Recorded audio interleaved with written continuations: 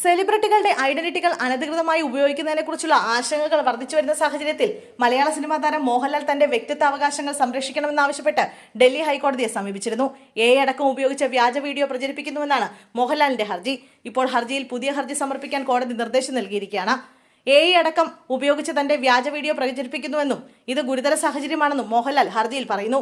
മെറ്റയുടെ അഭിഭാഷകനോട് ഹാജരാകാൻ കോടതി നിർദ്ദേശിച്ചിട്ടുണ്ട്. 5 തരത്തിൽ തന്റെ വ്യക്തിപരമായ അവകാശങ്ങളെ ഹനിക്കുന്ന രീതിയിലുള്ള പ്രവർത്തനങ്ങൾ ഓൺലൈനിൽ നടക്കുന്നുവെന്നാണ് പ്രധാനമായും മോഹൻലാൽ ഹർജിയിൽ ചൂണ്ടിക്കാണിച്ചത്.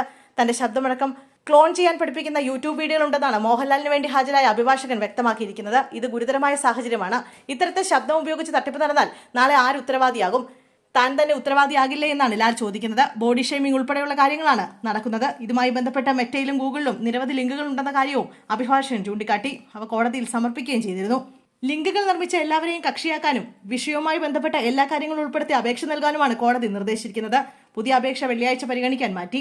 തന്റെ ശബ്ദമടക്കം ക്ലോൺ ചെയ്യുകയാണെന്ന് ചൂണ്ടിക്കാട്ടി ഡൽഹി ഹൈക്കോടതിയിലാണ് മോഹൻലാൽ ഹർജി നൽകിയത്. ഡൽഹി ഹൈക്കോടതിയിലെ ജഡ്ജി ജ്യോതി സിംഗ് ആണ് ഹർജി പരിഗണിച്ചത്. കേസിൽ മോഹൻലാലിനായി അഭിഭാഷകരായ MM ഫിലിപ്പ്, ശ്രീഹരി ഇന്ദുകലാധരൻ, സ്മിത ദാമോദരൻ എന്നിവർ ഹാജരായി. ഇതേസമയം ആവശ്യമുന്നയിച്ച സിനിമ, ക്രിക്കറ്റ് മേഖലയിൽ നിന്നുള്ളവരും മറ്റ് സെലിബ്രിറ്റികളും നേരത്തെ കോടതിയെ സമീപിച്ചിരുന്നു.